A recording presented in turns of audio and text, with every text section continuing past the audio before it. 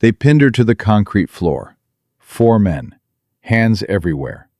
One of them laughed and shoved something toward her mouth. "Suck it, bitch. Show us what you're good for." She was 22 years old. Long dark brown hair matted with blood, olive green shirt torn at the collar. A Marine Scout sniper with 12 confirmed kills. They thought she was helpless. They thought she was broken. Then, Lieutenant Rachel Vance bit down so hard she tasted copper and cartilage. The guard's scream echoed through Building 7, and hell itself broke loose. Before we continue, if you're new here, subscribe to our channel and follow this story to the end. Comment your city below so I can see how far this story travels. The screaming didn't stop for 30 seconds. Rachel Vance released her jaw and felt the chunk of flesh tear free. She spat blood and skin onto the concrete floor while the guard stumbled backward, clutching what remained of his hand. "She bit me! The crazy bitch bit me!" The other 3 men froze. 1 heartbeat. 2. That's all she needed. Rachel drove her heel into the nearest knee, felt it buckle sideways with a crack that sounded like a tree branch snapping. The man dropped, howling. She rolled, swept her leg, caught the 3rd attacker at the ankle. He went down hard. His skull bounced off concrete. The 4th man, the one who'd laughed, the one who'd called her names, backed toward the door with his hands up. Wait! We were just... Rachel was already on her feet. Blood dripped from her chin. Her torn olive green shirt hung loose. Her camouflage pants were covered in dust and filth. But her eyes were the eyes of a predator. Just what?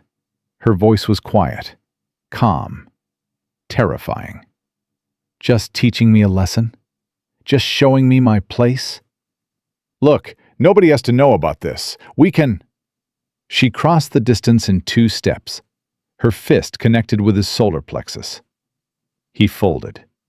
She grabbed his hair, yanked his head back, and looked directly into his eyes. "Remember my face.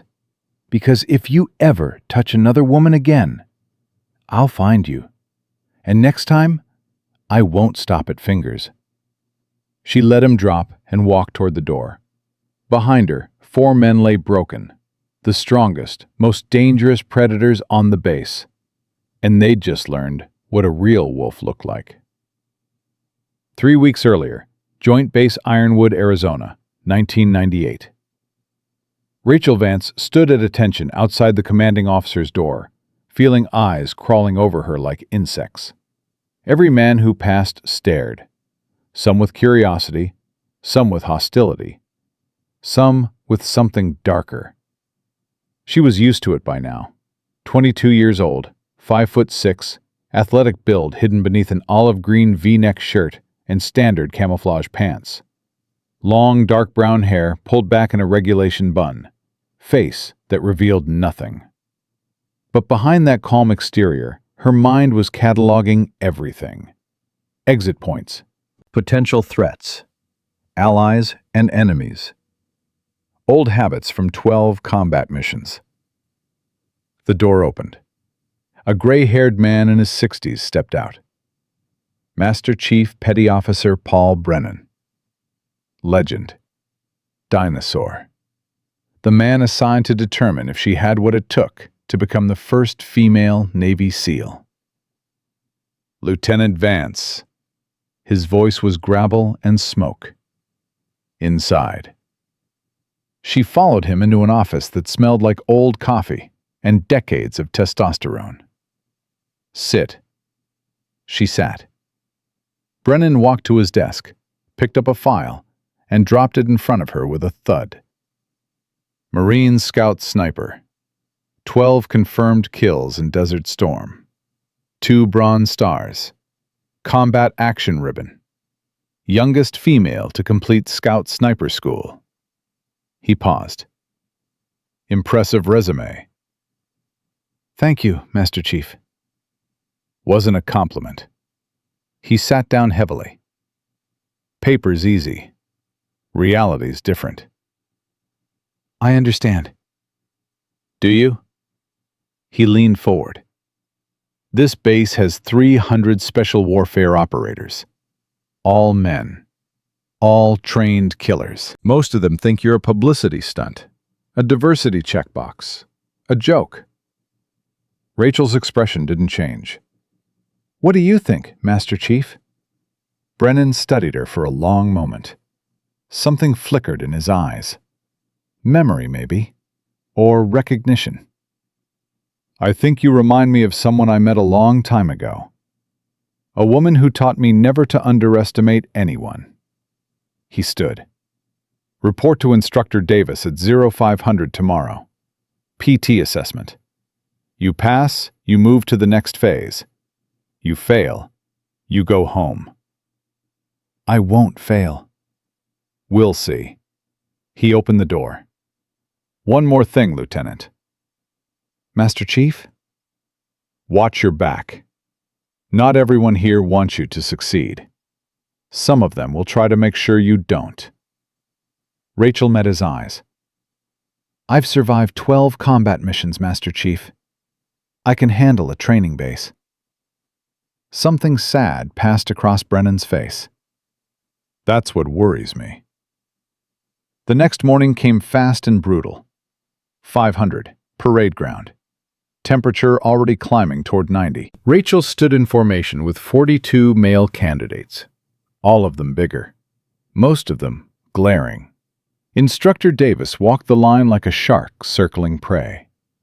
6'4", 240 pounds of muscle and malice. Well, well, well, he stopped in front of Rachel. Look what we have here. The Navy's little experiment. Lieutenant Vance reporting as ordered, Instructor. I didn't ask your name, sweetheart. I know who you are. Everyone knows who you are. He leaned close enough that she could smell his breath. You know what I think you are? No, Instructor. A mistake. A PR move. A pretty face they can put on recruiting posters. He smiled. But don't worry. I'm going to fix that mistake. Starting today. The PT assessment was designed to break her, not challenge her, break her. While other candidates ran 5 miles, Rachel ran 8. While they did 50 push-ups, she did 100. While they carried 60-pound rucks, she carried 80. Davis added weight to her pack when he thought she wasn't looking. Changed the route to include steeper hills. Made her repeat obstacles that she'd clearly completed. Rachel said nothing. Did everything. At the end of 4 hours, she was still standing. Barely. Her olive green shirt was soaked through. Her legs trembled. Blood seeped through the bandages on her hands where the ropes had torn her skin. But she was standing. Davis walked up to her, face twisted with something that might have been respect or might have been hatred. You think you proved something today? I think I passed, Instructor. You passed the easy part. He leaned close. The hard part's just beginning. He walked away. Rachel let herself breathe, just for a moment, just long enough to feel the victory before the next battle began. A voice behind her. You made an enemy today. She turned. A man about her age, dark hair, kind eyes, extending a water bottle. Petty Officer Second Class Marcus Chen. Everyone calls me Chen. Rachel took the water. Lieutenant Rachel Vance. I know. Everyone knows. Chen glanced toward Davis's retreating form. He's going to make your life hell. He already is. This is nothing. Trust me. Chen's voice dropped. There are things that happen here. Things they don't put in the training manual. Things that get covered up. Rachel studied him. What kind of things? Chen hesitated, looked around, made sure nobody was listening. People disappear from this program. Not because they quit. because they're forced out, or worse. Worse? There's a building on the east side of base, Building 7. It's supposed to be storage, but at night, he stopped himself. Look, I've said too much. Just be careful, okay? And don't go anywhere alone. He walked away before she could ask more questions. That night, Rachel couldn't sleep. She lay in her bunk, staring at the ceiling, replaying Chen's words. People disappear. Building 7. Don't go anywhere alone. She'd survived combat. She'd killed enemy soldiers. She'd faced death and walked away. But something about this place felt different. The looks from certain instructors. The whispered conversations that stopped when she approached. The way some men watched her when they thought she wasn't paying attention. Something was wrong here, and she was going to find out what. The first week passed in a blur of exhaustion and pain. Physical training from 0500 to 1200. Combat diving from 1300 to 1700. Night land navigation from 2000 to 0300. 2 hours of sleep, if she was lucky. Davis pushed her harder than any other candidate, made her repeat every evolution twice, singled her out for punishment details. And through it all, Rachel performed. Not just survived, performed.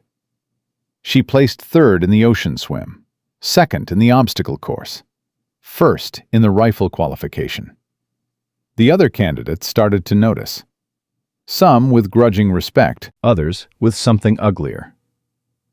On day 8, she found her bunk destroyed, mattress slashed, belongings scattered, a note pinned to her pillow. Go home, bitch. Rachel picked up the note, read it calmly, and walked to the duty office. I need to report vandalism, she told the petty officer on watch. He barely looked up. Fill out a form. We'll investigate. When? When we get to it. My belongings were destroyed. My personal effects. Lieutenant, he finally met her eyes. Do you know how many complaints we get around here? You think yours is special because you're... He gestured vaguely at her. You? I think my complaint is valid, regardless of my gender. Sure. Fill out the form. Rachel filled out the form. Nothing happened. She cleaned up her bunk, slept on the bare mattress, and reported for training the next morning as if nothing had changed. But she remembered every face that smiled when they saw her destroyed belongings, and she started keeping a mental list. Day 12. Night land navigation exercise. The candidates were dropped in pairs at different coordinates, tasked with navigating back to base through unfamiliar terrain. Standard evolution. Nothing unusual. Except Rachel's partner was Petty Officer 3rd Class Eric Vance. No relation, despite the name. A thick-necked former wrestler who'd made his feelings about women in the SEALs very clear. Looks like it's just you and me, sweetheart. He smiled. All teeth, no warmth. Let's just complete the exercise. What's the hurry? Long night ahead. He stepped closer. You know, some of the guys have been talking, saying you need to learn your place. Rachel's training kicked in automatically. Assess threat. Identify escape routes. Calculate response options. My place is completing this exercise and moving to the next phase. See, that's the problem. Vance moved closer still. You don't get it. You don't belong here. And the sooner you accept that, back off. Or what? You'll report me? He laughed. Who do you think they'll believe? A decorated SEAL candidate or some diversity hire who couldn't hack it? He reached for her. Rachel moved. Years of combat training compressed into a single instant. She trapped his arm, twisted, and dropped into his knees in one fluid motion. I said back off. Vance's face contorted with pain and rage. You're going to regret that. You're going to regret... Hey! A flashlight beam cut through the darkness. Chen emerged from the tree line, 2 other candidates behind him. "Everything okay here?" Rachel released Vance's arm. "Navigation error. We got separated." Chen looked at Vance, still on the ground, clutching his shoulder. Then at Rachel. He didn't need to ask what really happened. "We should buddy up. Safer that way." They completed the exercise together. Vance stayed at the back of the group, silent, nursing his arm. But his eyes never left Rachel. And in those eyes, she saw something she recognized from combat. The promise of violence. The promise of revenge. 3 days later, Rachel found a note in her locker. Building 7, 2300. Come alone if you want to know what's really happening here. She stared at the note for a long time. A trap, obviously.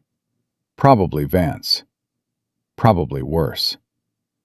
Every instinct screamed at her to ignore it, to report it, to stay safe. But Chen's words echoed in her mind. People disappear. Things get covered up. If something was happening on this base, something the chain of command was ignoring or enabling, she needed to know. She needed evidence. She needed to see for herself. At 2245, Rachel slipped out of the barracks. She moved through the base like she'd moved through hostile territory in Iraq. Silent, invisible, a ghost in olive green. Building 7 was exactly where Chen had described, a squat concrete structure on the far edge of the base, surrounded by empty storage units and broken vehicles. No lights visible. No guards posted. Rachel circled the building twice, checking for surveillance, identifying entry points. Nothing seemed unusual, just an abandoned storage facility. But as she approached the main door, she heard something that made her blood freeze. A scream. Female. Cut off suddenly. Rachel didn't hesitate. She moved to the side entrance, tested the handle. Unlocked. She slipped inside. The interior was dark, industrial. Shelving units created a maze of corridors. The smell hit her first. Alcohol, sweat, something chemical. And beneath it all, the copper tang of blood. She followed the sounds deeper into the building. Voices now. Male. Laughing. "Hold her still. She's fighting too much." Then hit her again. Rachel rounded a corner and saw them. 4 men.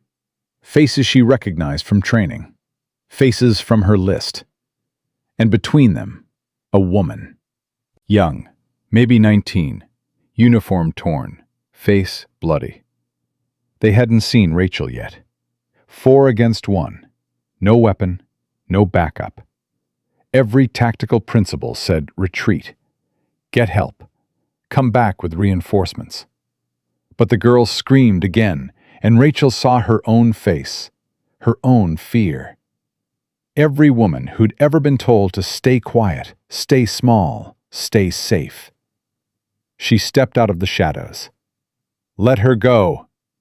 The men turned, surprised, then amused.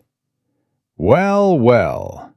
The largest one, Vance, of course, smiled that predator's smile. "Look who came to play. I was hoping you'd show up, Lieutenant. Saves me the trouble of hunting you down." "I said let her go." "Or what?" Vance spread his arms. "You're outnumbered, outmatched. No witnesses, no backup. Nobody's coming to save you, sweetheart." He stepped toward her.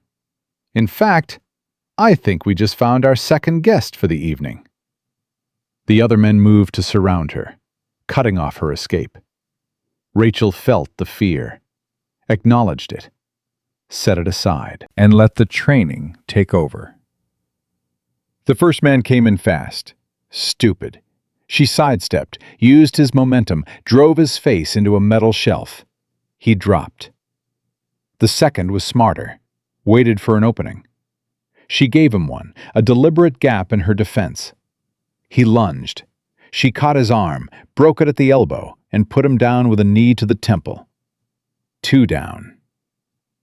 Vance circled to her left, the fourth man to her right. Coordinated. Dangerous. They rushed together. Rachel ducked Vance's haymaker, but the fourth man caught her with a kick to the ribs. She felt something crack. Pain exploded through her side. She staggered. Vance was on her instantly. His weight drove her to the ground, hands around her throat.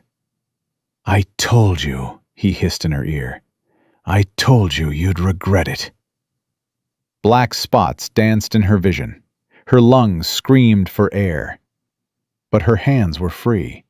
She drove her thumbs into his eyes. He screamed, released her throat.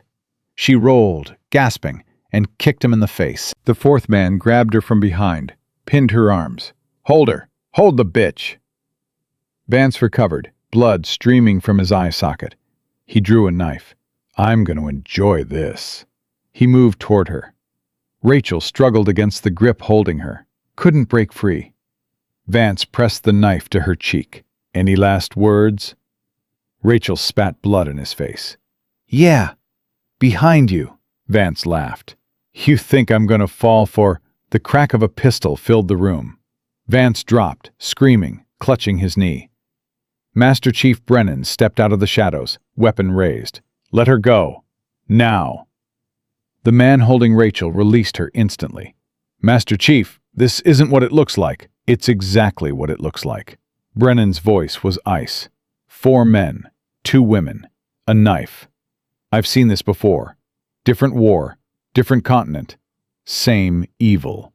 He looked at Rachel. "Are you hurt?" "I'll live." "Help the other girl. I've got this." Rachel moved to the young woman, who was sobbing, curled in the fetal position. She wrapped her arms around her. "It's okay. It's over. You're safe now." Behind them, Brennan secured the 4 men with zip ties. "You're all under arrest. Military police are on the way. And I hope you understand." His voice cracked with rage. "Your lives are over." Vance laughed through his pain. "You think anything will happen to us? You think this is the first time? The brass knows. They've always known. They protect their own." Brennan knelt beside him. Maybe they did, before tonight. He held up a small device. "But this recording is going straight to the Inspector General, and then to every news organization in America." Vance's face went white. "You can't watch me." The MPS arrived 15 minutes later. They took the 4 men away. They took statements. They photographed the scene. Rachel sat outside Building 7, wrapped in a blanket, watching it all unfold. Brennan sat beside her. "How did you know?" she asked. "Chen told me where you were going. He was worried." Brennan paused. "So was I." "Thank you. For believing me. For coming." "You shouldn't thank me." His voice was heavy. "I've been on this base for 6 months. I knew something was wrong. I heard the rumors. And I did nothing." "You did something tonight." "Too late. Way too late." He looked at her with eyes full of guilt. "That girl they were hurting. She's been here 3 weeks. 3 weeks of hell because nobody listened. Because nobody believed." Rachel was quiet for a moment. "Then let's make sure nobody has to suffer like that again." Brennan studied her. "What do you mean?" "I mean we expose all of it.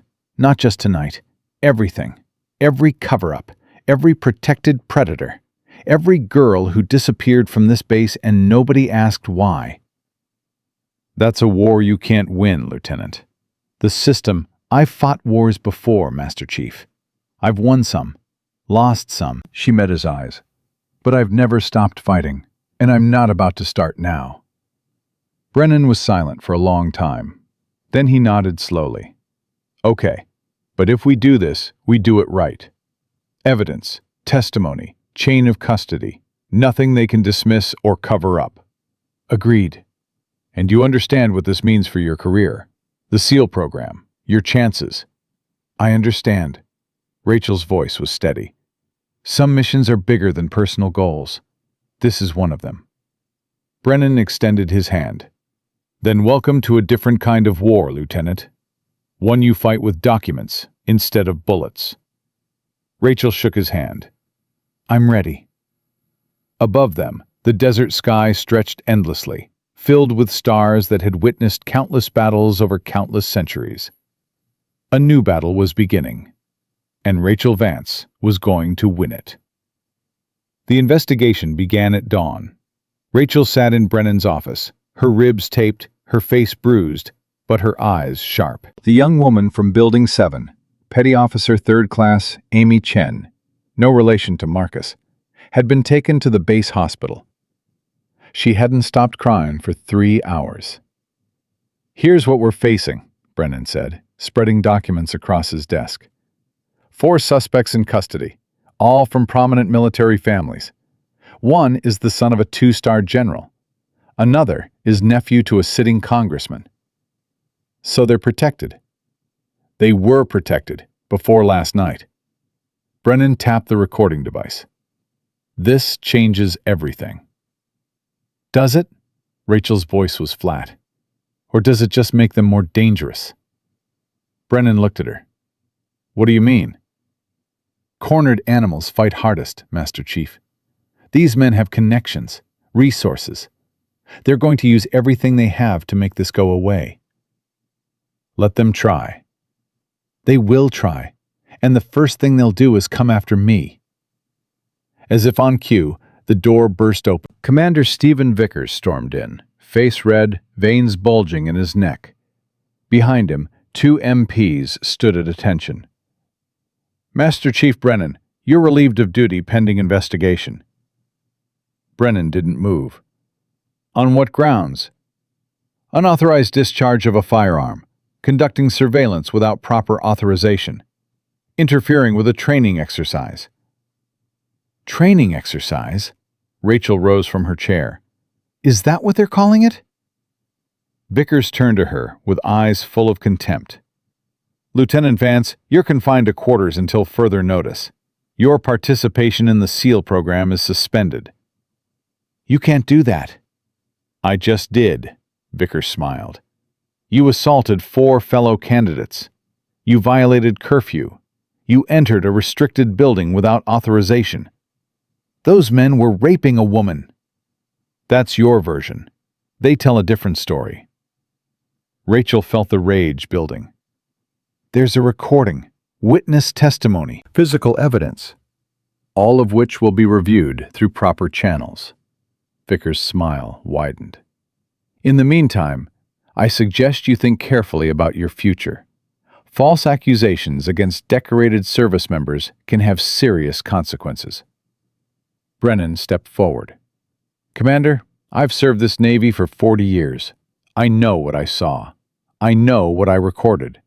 And I know exactly where that evidence is going if anything happens to Lieutenant Vance. Is that a threat, Master Chief? It's a promise. The 2 men stared at each other. The air crackled with tension. Finally, Vickers stepped back. You have 48 hours, Brennan. After that, I'm forwarding charges to JAG for both of you.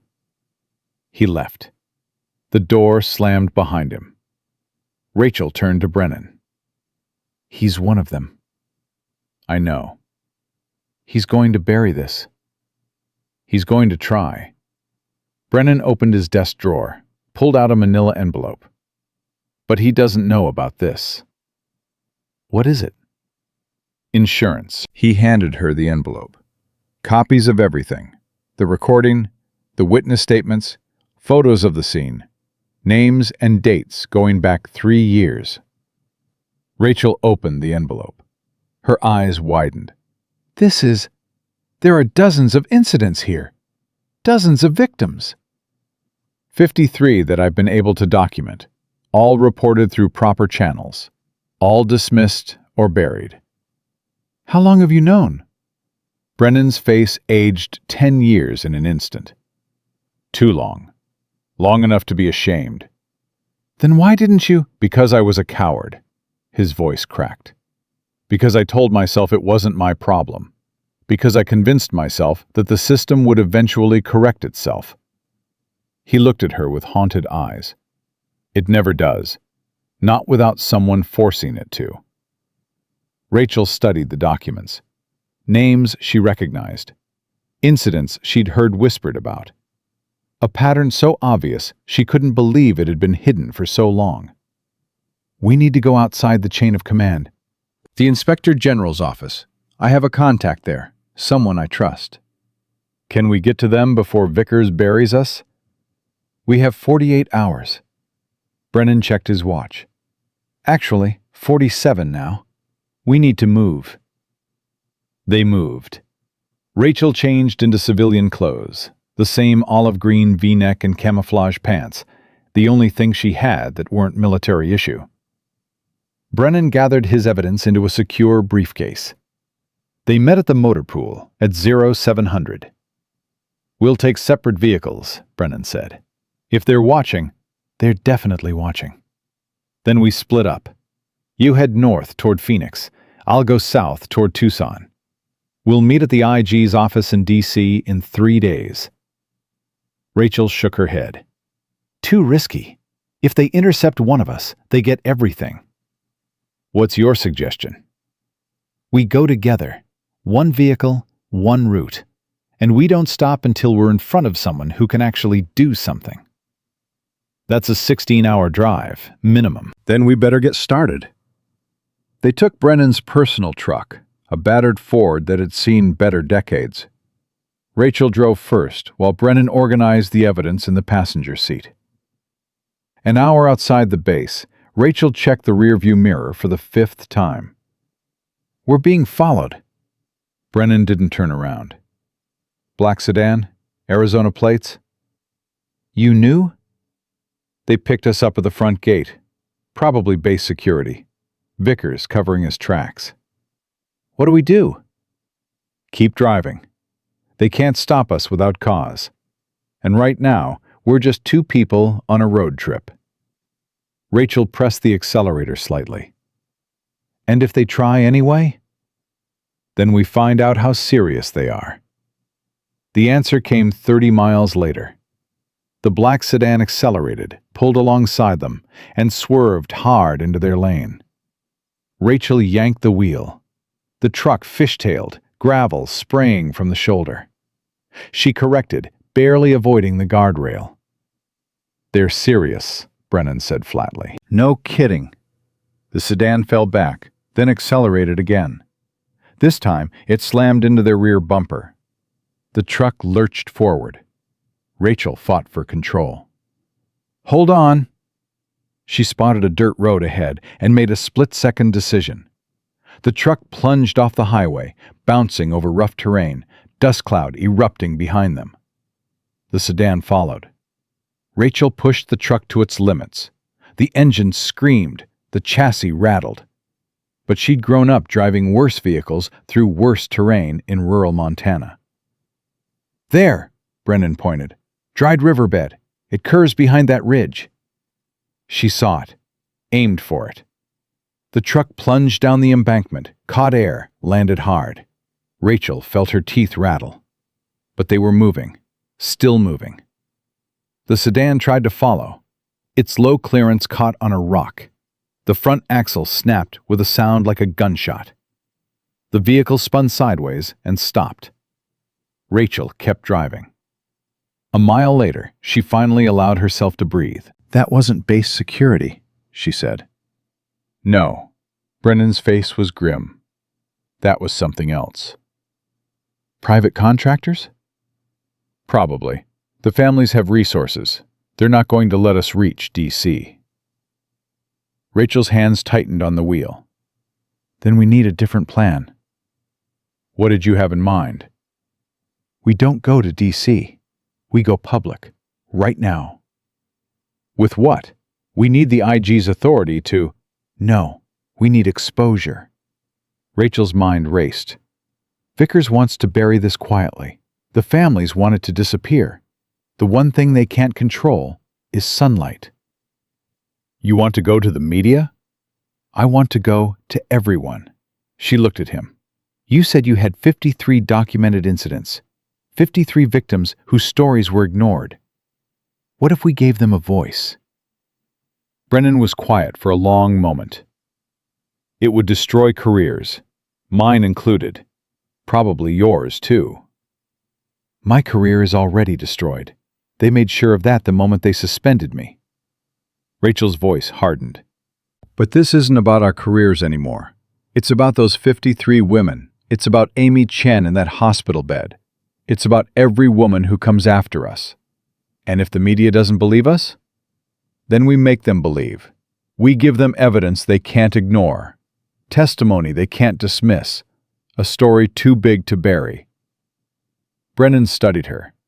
This young woman, barely 22, who'd already survived more than most people faced in a lifetime, who'd been attacked, betrayed, and targeted for destruction, and who was still fighting. All right, he said. Let's burn it down. They found a payphone at a truck stop outside Albuquerque. Brennan made the first call. An old friend at the Washington Post who'd covered military affairs for 30 years. He listened, asked questions, agreed to meet. Rachel made the second call. A contact from her Marine Scout sniper days who now worked for 60 Minutes. She listened too. Said she'd need to verify everything. Said this could be the biggest military scandal since Tailhook. The third call was the hardest. Amy Chen's hospital room. Amy? It's Lieutenant Vance. I was there last night. Silence on the line. Then a small voice. I remember you. You saved me. I need to ask you something, Amy. Something important. Okay. I'm going to expose what happened. All of it. But to do that, I need your testimony. I need you to tell the world what those men did. More silence. They'll destroy me. They'll say I asked for it. They'll say I'm lying. Maybe, but they won't be able to ignore you. Not if you stand up. Not if you tell the truth. Amy's voice trembled. I'm scared. I know. So am I. Rachel paused. But I'm more scared of staying silent. I'm more scared of letting them win. I'm more scared of the next girl who walks into that building because we didn't stop them. A long pause. Okay, I'll do it. Thank you, Amy. I promise you won't be alone. She hung up. Brennan was watching her with an expression she couldn't read. What? Nothing. Just, you remind me of someone. Who? A woman I killed 30 years ago. A sniper in Vietnam. She was about your age. Climbed a tree with a rifle and took out half my team before I stopped her. Rachel didn't know what to say. She was the bravest person I ever faced, Brennan continued. And the lesson she taught me? Never underestimate anyone. It took me decades to really understand it. He looked at her. You're helping me understand it now. I don't feel brave. I feel terrified. That's what makes you brave. You feel the fear and do it anyway. He stood. Come on, we've got a long drive ahead. The next 36 hours were a blur. Driving through the night, sleeping in shifts, stopping only for gas and coffee, watching for tails, listening to the radio for any mention of their names. Nothing. Silence. Which meant either Vickers hadn't escalated yet, or he was planning something worse. They reached Washington, D.C. at 0300 on the third day. The Post journalist met them at an all-night diner. Gray-haired, skeptical eyes. But she listened. She reviewed the evidence. She asked sharp questions. This is explosive, she said finally. If it's true. It's true. I'll need to verify independently. Contact the victims. cross-reference the documents. How long? A week? Maybe 2? We don't have that long. The journalist studied them. What aren't you telling me? Rachel and Brennan exchanged looks. There's a cover-up, Rachel said. Active, right now. Powerful people are trying to make this disappear. What kind of powerful people? A 2-star general? A congressman? Base command. The journalist's eyes widened. You're talking about a conspiracy. We're talking about a system. One that protects predators because they're connected. Because they're useful. Because the people in charge value their careers more than their consciences. Can you prove that? We can prove the incidents. We can prove the cover-ups. And we can prove that the people responsible knew exactly what was happening and chose to do nothing. The journalist was quiet for a long moment. This could bring down careers, commands, maybe even administrations. Good. It could also destroy yours. Our careers are already destroyed. What matters now is making sure no one else has to pay the same price. The journalist nodded slowly. Then she stood.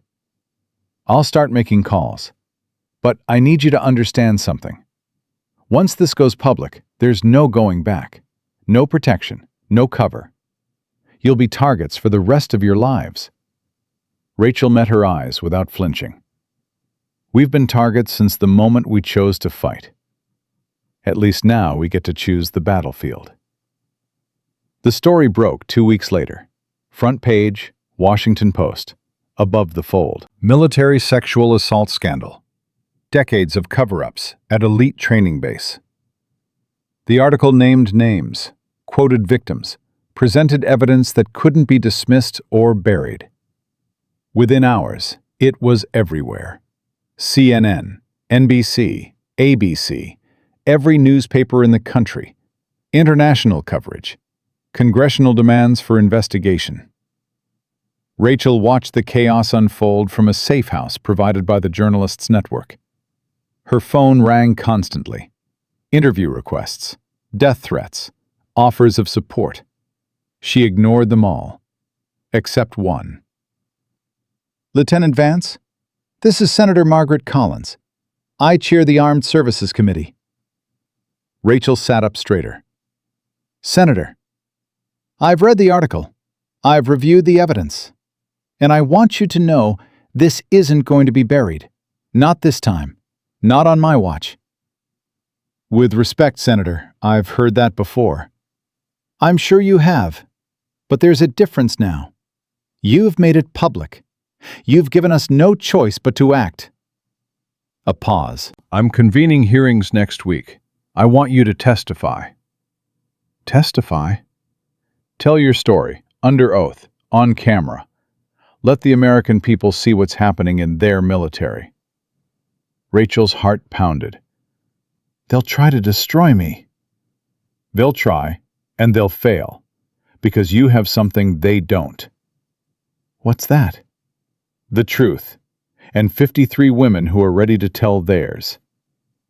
Rachel closed her eyes, thought about Amy Chen, about the women whose names filled Brennan's files, about every victim who'd been told to stay quiet, stay small, stay invisible.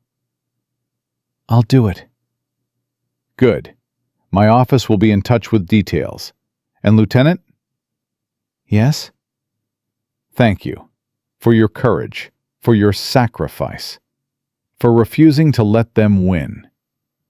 The line went dead. Rachel set down the phone. Outside, sirens wailed. The city hummed with energy and chaos and life.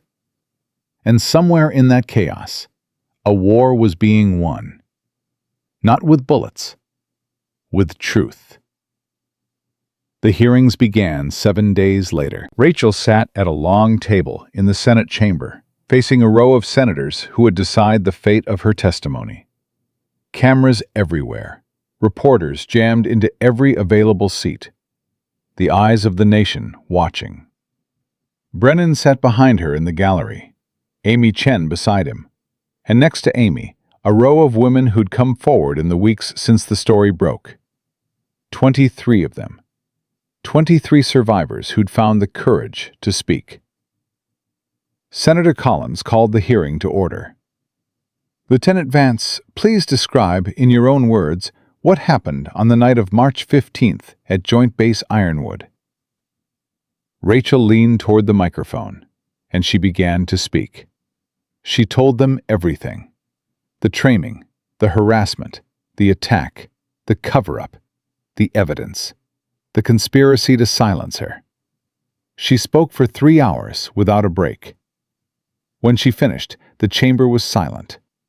Then Senator Collins spoke. Lieutenant Vance, based on your testimony and the evidence presented, I'm authorizing a full investigation into Joint Base Ironwood and every individual mentioned in these proceedings.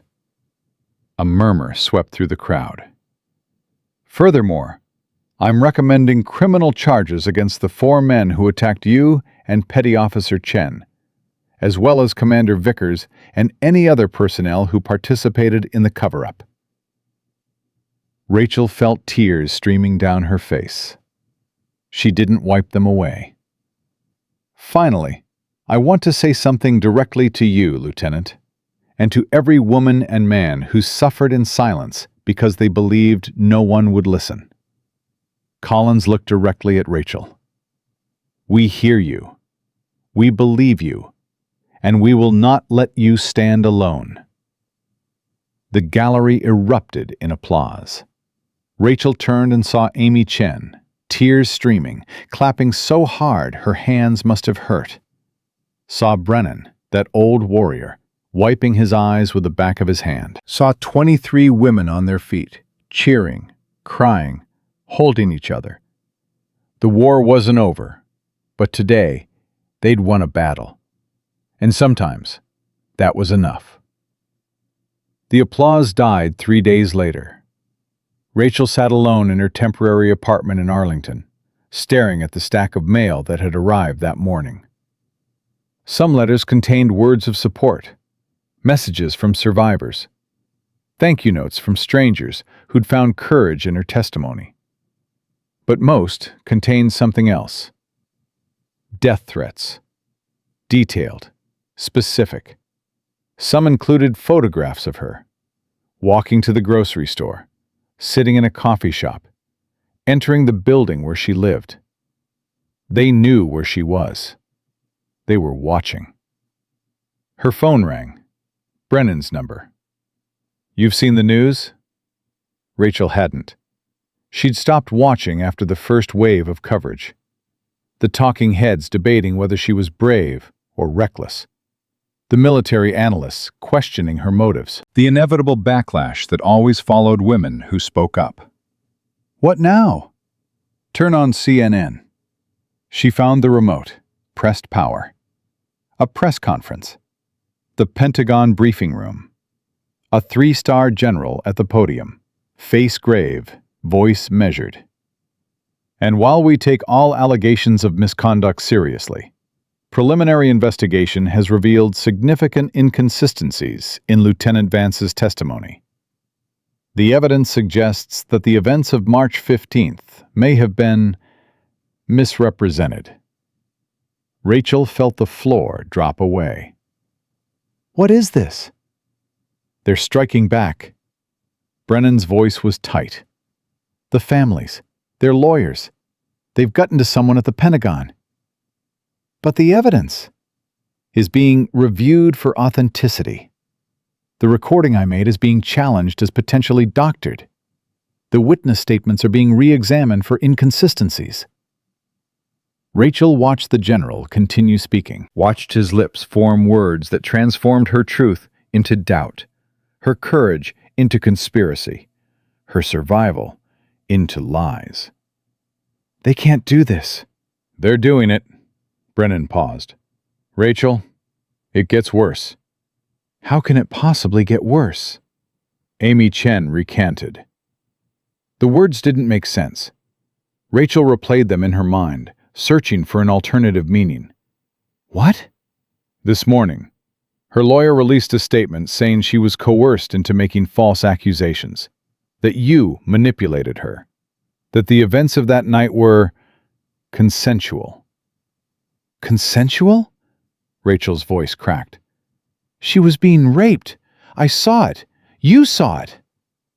I know what I saw, but someone got to her. Her family, the lawyers, someone with enough power to make her change her story. Rachel sank onto the couch.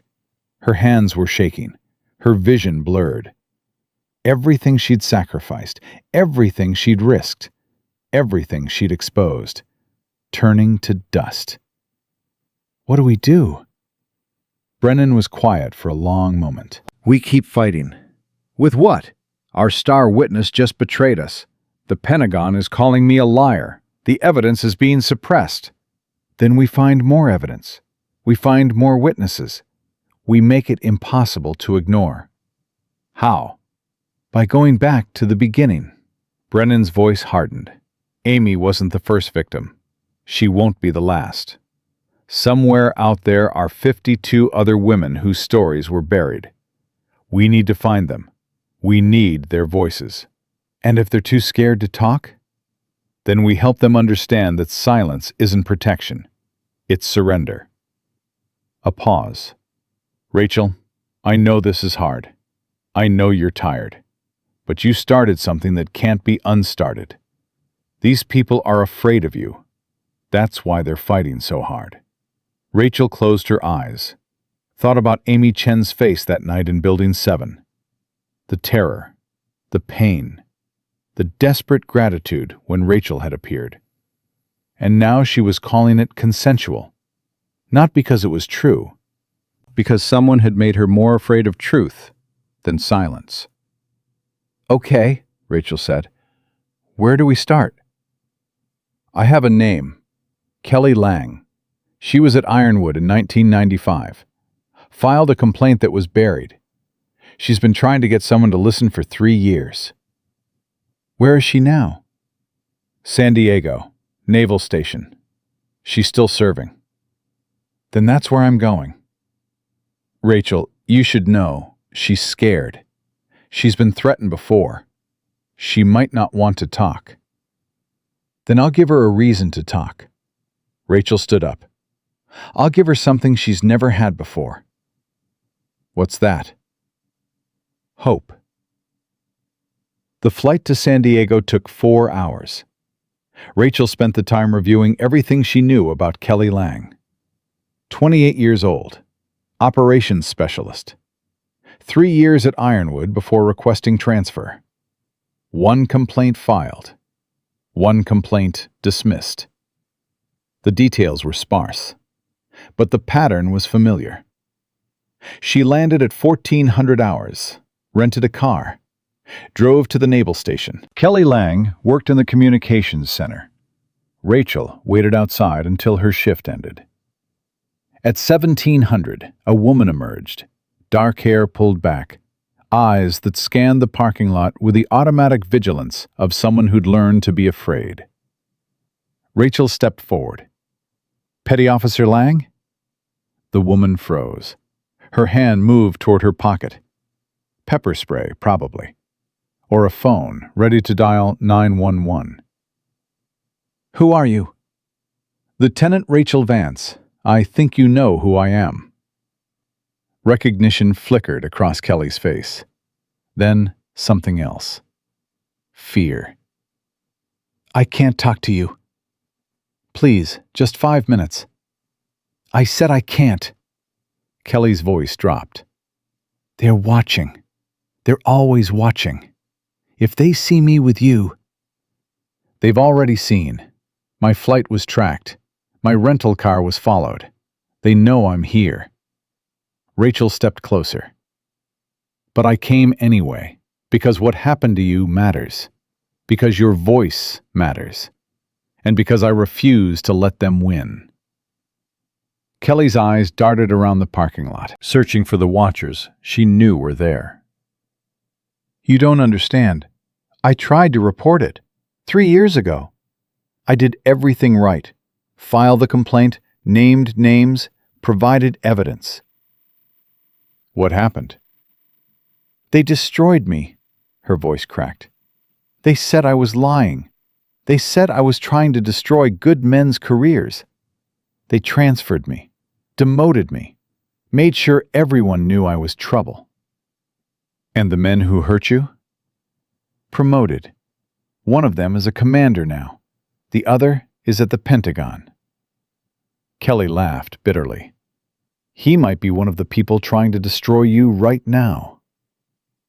Rachel felt the weight of those words. The system wasn't just failing these women. It was actively protecting their abusers.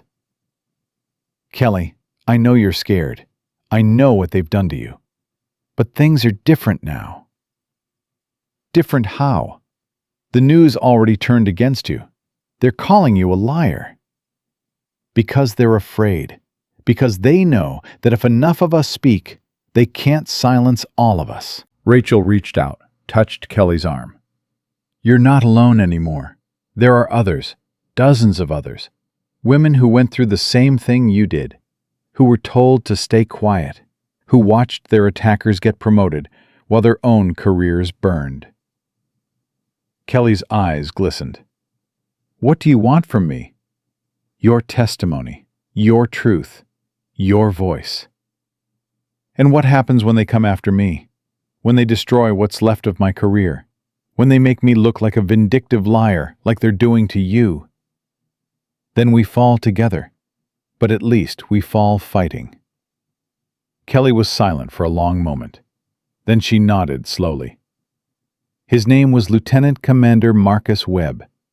It happened in the supply office on base, April 12th, 1995. He told me that if I said anything, he'd make sure I never served another day. He said no one would believe a petty officer over an academy graduate. Rachel pulled out her phone, started recording. Tell me everything. The interview lasted 3 hours. Kelly told her story. Every detail. Every lie she'd been told to believe. Every threat that had kept her silent. And when she finished, she gave Rachel something else. There are others, Kelly said. Women I've stayed in touch with. Women who went through the same thing at Ironwood. We've been supporting each other in secret. A network. 12 of us so far. Will they talk? Some will. Others are still too scared. Kelly paused. But I can reach out. I can tell them what you're trying to do. Maybe if they see someone actually fighting, they'll find the courage to fight too. Rachel took her hands. Thank you for trusting me, for risking this. Thank me when it's over. Kelly's voice was bitter. Thank me when something actually changes. Rachel flew back to Washington that night. On the plane, she watched the news coverage on her phone. The Pentagon was still undermining her testimony. Cable news was questioning her credibility. Social media was split between supporters and attackers. But something else was happening too. Buried beneath the main stories, in the corners of the internet where real people talked about real experiences, a movement was building. Hashtag Believe Rachel. Hashtag Stop Military Rape. Hashtag Silence is Complicity. Women were sharing their stories. Men were listening. Survivors were finding each other. The tide was turning. Slowly. Painfully. But turning. Her phone buzzed. A text from Brennan. Get back as fast as you can. Something's happened. She typed back. Good or bad? Both. When she reached Brennan's hotel room, she found him pacing. The TV was on, muted. Another news report. Another attack on her credibility. What happened? Brennan handed her his phone. Read this. An email. Sender anonymous. Subject line, You need to see this. She opened the attachment. A video file. What is it? Just watch. She pressed play. The video was grainy, clearly taken without the subject's knowledge. But the faces were unmistakable. Commander Vickers, the two-star general, and a third man, older, silver-haired, wearing the stars of a full admiral. They were sitting in what looked like an office, expensive furniture, American flag in the corner. Vickers was speaking. "The Vance situation is contained. Chen recanted. The evidence is being suppressed. By next week, this will be a non-story." "And the other women?" the admiral asked. "Most are too scared to talk. The few who might be problems are being addressed." "Addressed how?" "Career pressure, family pressure, financial incentives." Vickers smiled. "These women are vulnerable. They've been vulnerable their entire careers. It's not hard to convince them that silence is safer than truth." The admiral nodded. "Good. The last thing we need is another tailhook.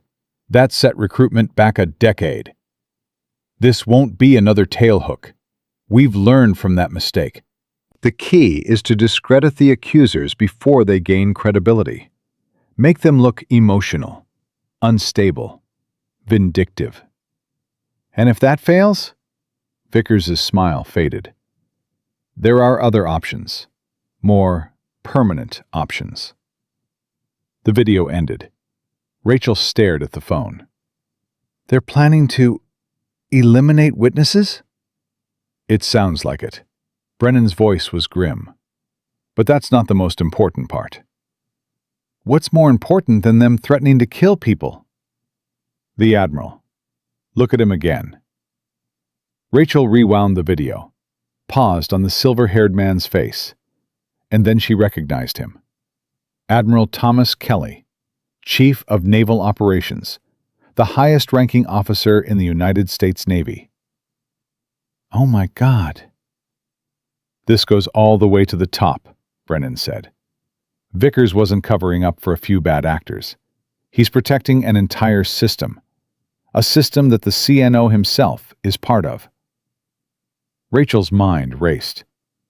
"Where did this video come from?" "I don't know. Someone inside the room. Someone who wanted us to see the truth. It could be a trap, fabricated evidence to discredit us further." "It could be, but look at the metadata." Brennan pulled up another screen. "The video was taken 3 days ago. Same day the Pentagon press conference happened. Same day Amy Chen recanted." "They were coordinating." "Yes, and whoever filmed this was inside that coordination. Someone with access to the CNO's office. Someone who's been watching this cover-up from the inside." Rachel looked at the frozen image of Admiral Kelly's face. The most powerful naval officer in the world. A man who could destroy careers with a phone call. A man who apparently ordered witnesses to be addressed. "We can't use this." "What?" "If we release this video, they'll claim it's fabricated. They'll say we doctored it. They'll use it to completely destroy whatever credibility we have left." "Then what do we do?" Rachel was quiet for a moment, thinking, planning. "We don't release it. We use it." "Use it how?" "As leverage. We approach Admiral Kelly directly. Tell him we have evidence of his involvement. Give him a choice. Support real reform or watch his career burn." Brennan stared at her. "You want to blackmail the Chief of Naval Operations?" "I want to give him an opportunity to be on the right side of history." Rachel's voice hardened. "These men have been operating in darkness for decades. They've relied on silence and fear to protect themselves. But now we have proof. Proof they didn't know existed. And if he calls our bluff? If he decides to destroy us before we can destroy him? Then we release the video to everyone. Every news outlet. Every social media platform. Every member of Congress. We burn it all down." "You'd risk everything?" "I've already lost everything." Rachel looked at him. "My career, my reputation, my chance at the SEALs. There's nothing left they can take from me. That makes me dangerous." Brennan was silent for a long moment. Then he nodded slowly. "All right. How do we contact the CNO?" "We don't." Rachel picked up her phone. "We contact someone who can deliver a message he can't ignore." She dialed Senator Collins. The meeting happened 2 days later. A secure location in Virginia. No staff, no witnesses. Just Rachel, Brennan, Senator Collins, and Admiral Thomas Kelly himself. The Admiral walked in like a man who owned the room. 70 years old, ramrod straight, with eyes that had commanded fleets and decided fates. He looked at Rachel the way a hawk looks at a mouse. "So you're the one causing all this trouble." "I'm the one telling the truth, Admiral." "Your truth. A version of events that's being contradicted by multiple witnesses and evidence reviews." "Evidence reviews that you ordered." Rachel pulled out her phone. "I have a video, Admiral. A video of you coordinating with Commander Vickers to suppress testimony and address witnesses." Kelly's face didn't change, but something shifted behind his eyes. "That video is fabricated." "We both know it isn't." Senator Collins spoke for the first time. "I've had independent experts analyze it. It's authentic." Kelly turned to her. "Senator, you don't know what you're dealing with. These accusations are threatening national security, the stability of naval operations, the stability of your career," Collins cut in. "Let's be honest, Admiral. You're not protecting the Navy. You're protecting yourself and your friends." "That's absurd." "Is it?" Rachel stood. 53 women, Admiral. 53 documented cases of assault and harassment at Ironwood alone. All buried, all suppressed, all protected by people like you. Those cases were investigated and found to be inconvenient, found to be threatening to careers you wanted to protect. Rachel stepped closer. "I've talked to those women. I've heard their stories. And I've watched people like you destroy them while their attackers got promoted. You don't understand how the military works. I understand exactly how it works. I lived it. I survived it. And I'm going to change it." Kelly laughed. Actually laughed. "Hugh? A disgraced lieutenant with a ruined career? You think you can change a system that's existed for decades?" "I think I already am." Rachel pulled up something on her phone. "While you've been trying to silence me, something interesting has happened. 23 women have come forward publicly. Hundreds more have reached out privately. Congress is demanding reforms. The media won't let the story die." She showed him the screen. Social media posts, news headlines, congressional statements. "Your window for control is closing, Admiral. Right now you have 2 choices. Support real reform, independent investigation, victim protection, accountability for perpetrators, and be remembered as part of the solution. Or keep fighting and watch this video go public. Be remembered as the man who covered up rape to protect his friends." Kelly's face had gone pale. "You can't threaten me. I'm not threatening you. I'm offering you a way out." Rachel's voice softened. "I don't want to destroy the Navy, Admiral. I love the Navy. I wanted to serve it my whole life. But I can't serve an institution that protects predators and punishes victims. And if I refuse, then we release the video, and you face court-martial for conspiracy to obstruct justice." Senator Collins leaned forward. "Your choice, Admiral. History is watching." The silence stretched for an eternity. Then Kelly spoke. "What exactly do you want?" "Full investigation of Ironwood, led by an independent counsel with congressional oversight. Prosecution of all individuals involved in the attacks and cover-up. Policy reform across all branches. And your public support." "That would mean admitting the Navy failed." "The Navy did fail. The question is whether it can learn from that failure." Rachel met his eyes. "You've served for 50 years, Admiral. You've commanded fleets, led men into battle. Is this how you want to be remembered? As the man who protected rapists? Something cracked behind Kelly's careful mask. I have a daughter, he said quietly. 25 years old. She wanted to be a pilot. I talked her out of it. Told her the military wasn't safe for women. His voice broke. I was protecting the system that made it unsafe. Rachel felt the shift, the moment when resistance became acceptance. Then help me make it safe. Not for me, for her. For every woman who wants to serve her country without being afraid. Kelly closed his eyes and nodded. All right. Tell me what you need. The announcement came a week later. Admiral Thomas Kelly stood at the Pentagon podium, facing 100 cameras and 1,000 questions. I'm here to announce the establishment of an independent investigation into allegations of sexual assault and systematic cover-up at Joint Base Ironwood and other facilities. This investigation will have full subpoena power and will report directly to Congress. He paused. I also want to address Lieutenant Rachel Vance directly. The past weeks have seen her testimony questioned and her character attacked. I want to be clear. After reviewing all available evidence, I believe her account is credible. The Navy owes her an apology, and I'm here to deliver it. Rachel watched from the gallery, Brennan beside her, Kelly Lang on her other side. She didn't feel triumph. She felt exhaustion, relief, and something else. Hope. Kelly continued speaking.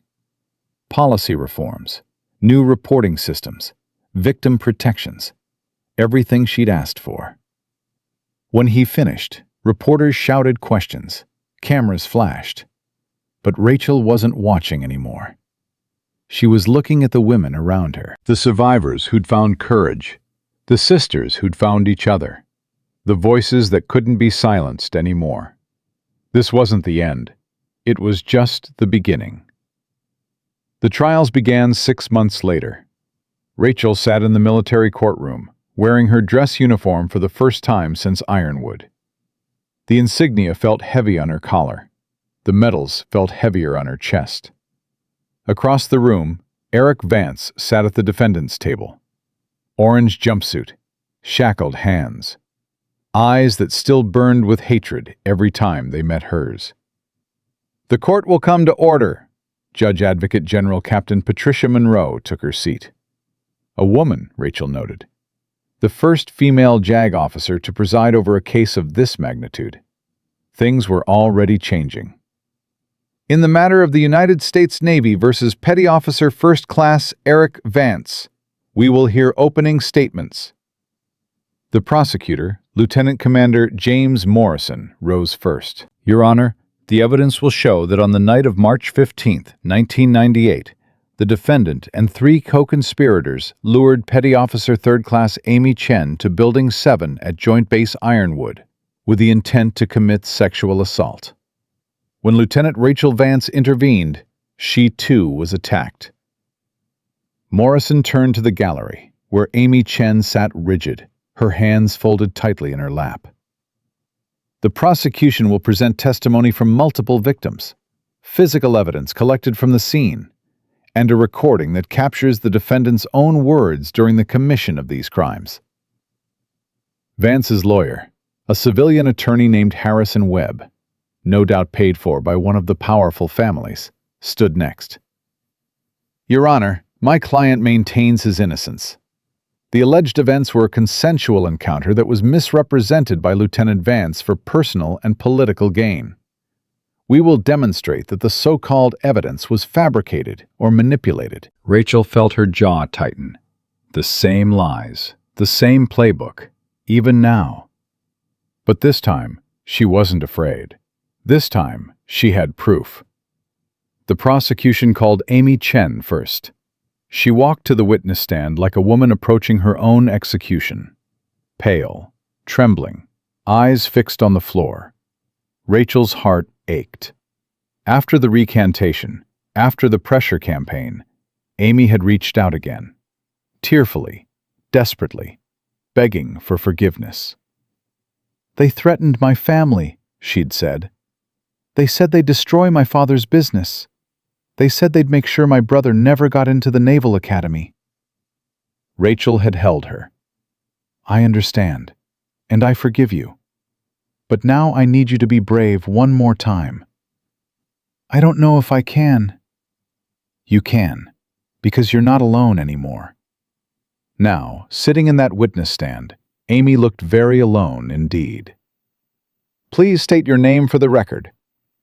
Petty Officer 3rd Class, Amy Chen. Ms. Chen, can you describe the events of March 15th, 1998? Amy's voice shook. I was told to report to Building 7 for a training exercise. When I arrived, there were 4 men waiting. Were they in uniform? Yes. Did you recognize them? Yes. They were all candidates in the SEAL program. What happened when you arrived? Amy closed her eyes. The silence stretched. They grabbed me. They tore my clothes. They held me down. Did you resist? I tried.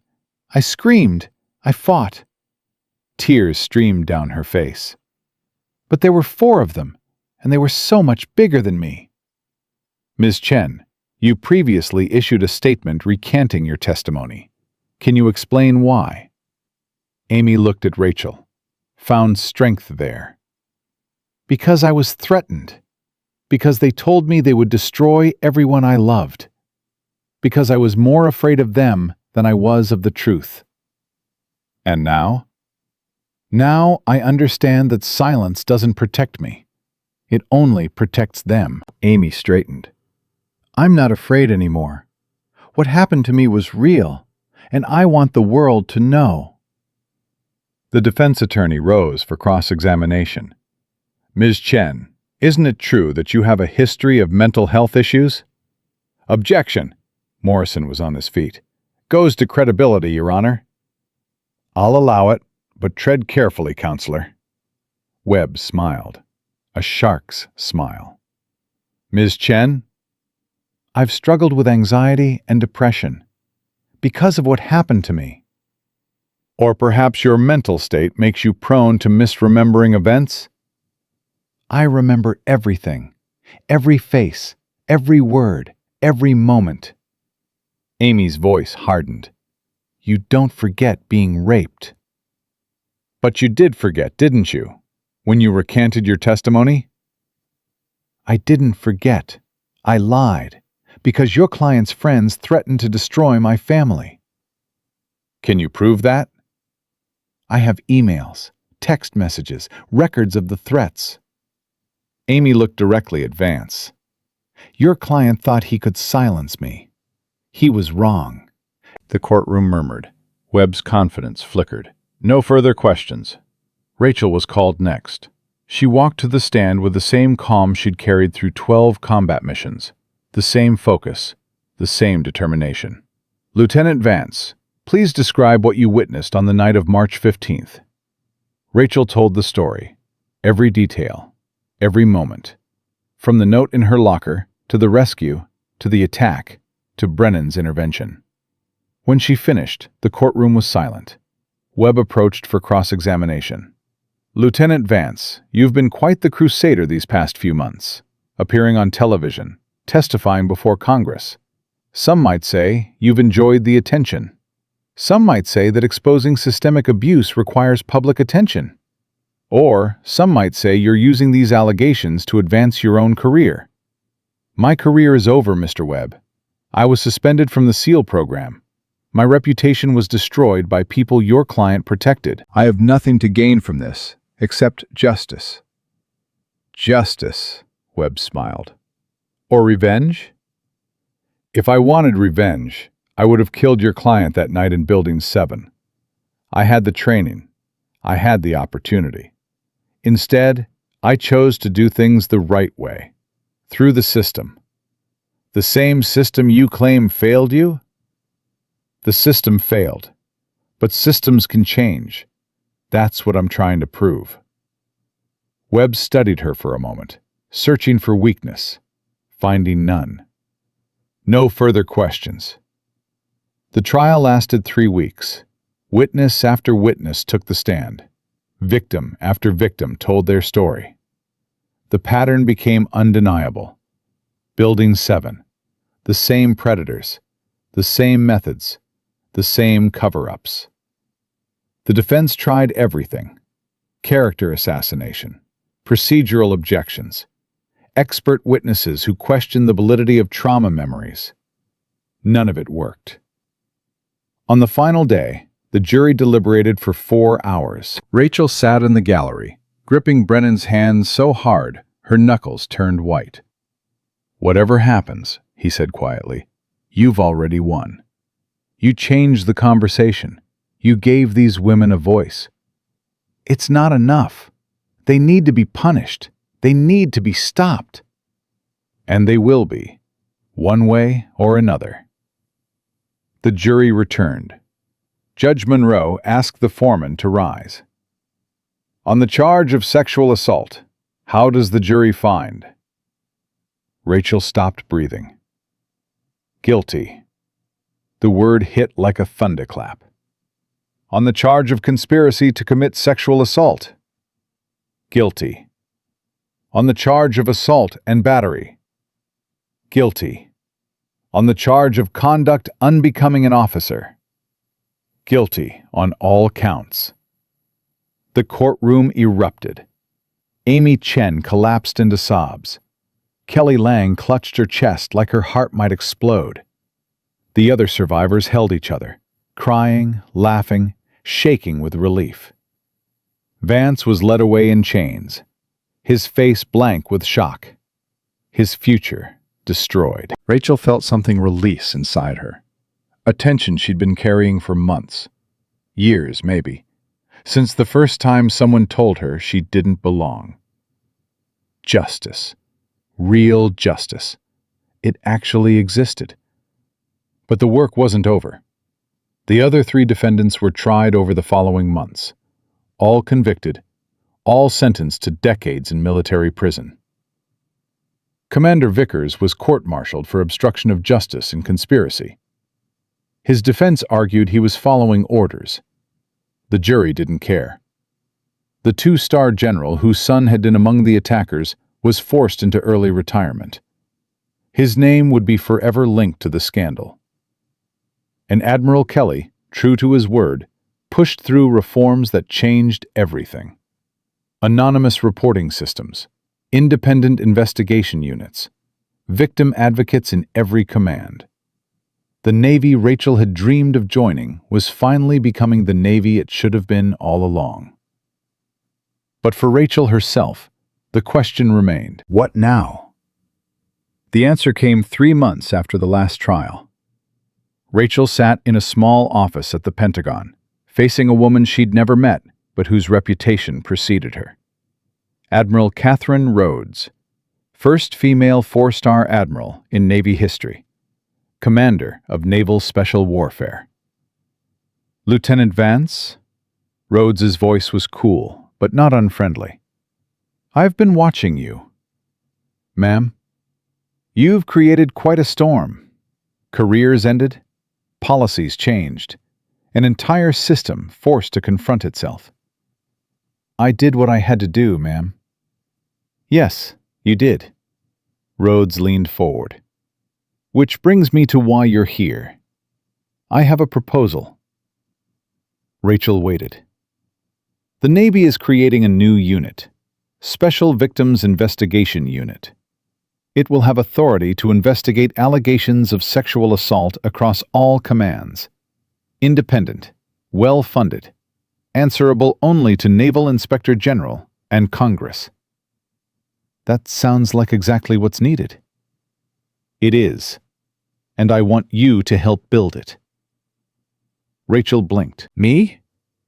"You have combat experience, investigative instincts, and most importantly, you have credibility. Survivors trust you. They'll talk to you when they won't talk to anyone else. Ma'am, my career is being restored. Rhodes pushed a folder across the desk. Effective immediately. You're being reinstated to active duty. Full rank. Full benefits. All disciplinary actions removed from your record. Rachel opened the folder. Her hands were shaking. This is what you deserve. What you've always deserved. Rhodes paused. But I want to be clear about something. This won't be easy. You'll face resistance, bureaucracy, people who want to protect the old ways. You'll make enemies. I've made enemies before. Not like this. These won't be criminals in a building. These will be officers who smile to your face and stab you in the back. Politicians who support you publicly and undermine you privately. Then I'll fight them the same way I fought everyone else. With truth. With evidence. With persistence. Rhodes studied her for a long moment. The SEAL program. You still want it? Rachel felt the old dream stir. The dream she'd carried since childhood. The dream that had been stolen from her. I did. More than anything. And now? Rachel thought about Amy Chen, about Kelly Lang, about the 53 women whose stories had been buried for years. Now I understand that some missions are bigger than personal ambition. If I can help even one woman avoid what I went through, that matters more than any trident. Rhodes nodded slowly, something like approval in her eyes.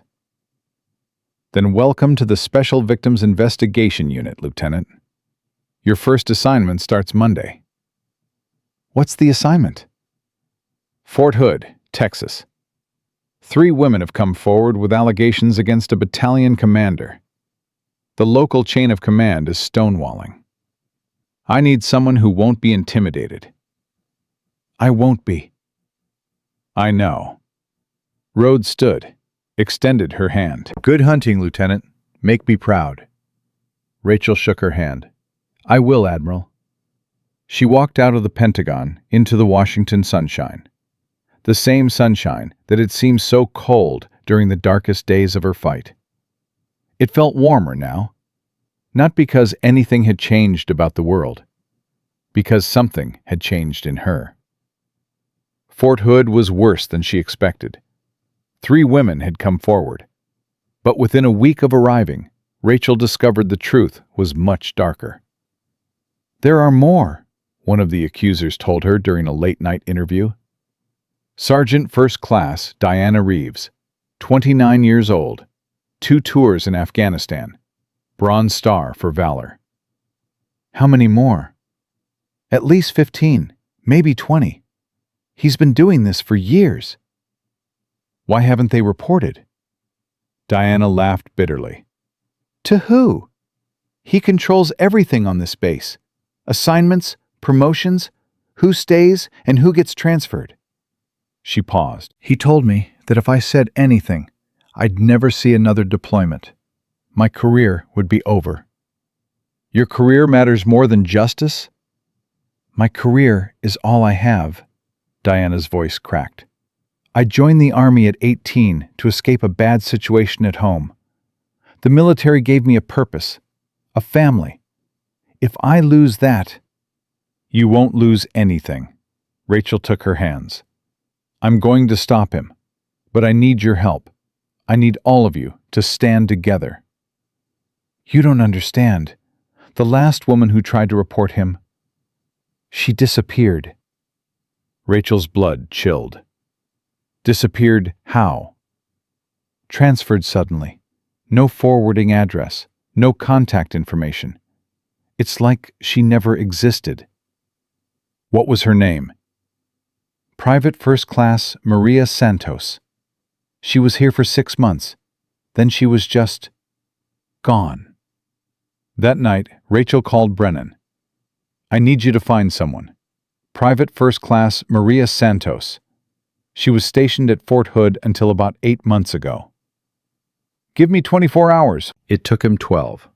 Rachel, you need to sit down. What did you find?